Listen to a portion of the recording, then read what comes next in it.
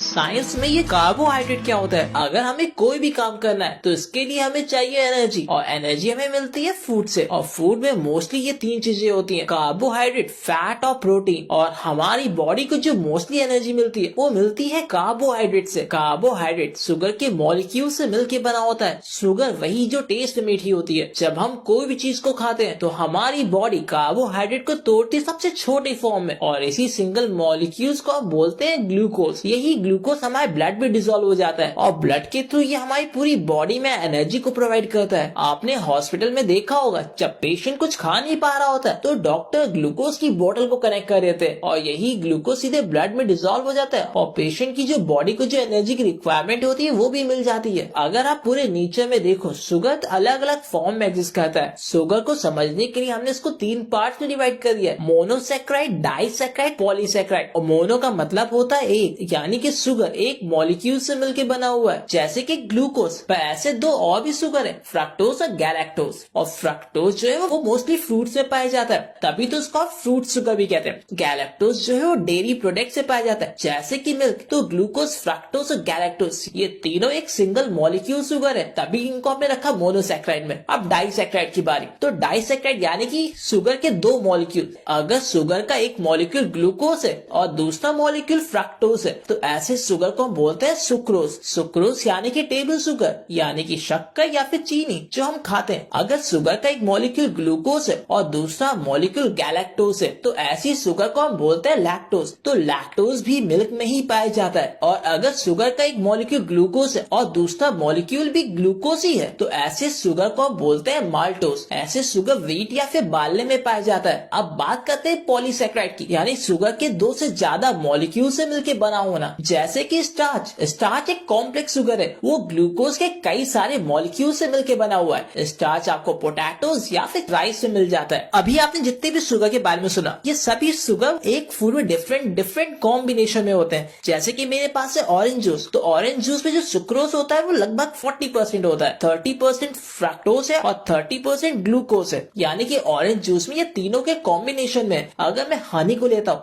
हनी में 50% फ्रक्टोज है, 40% ग्लूकोज है और 10% अदर शुगर है। सिंपल।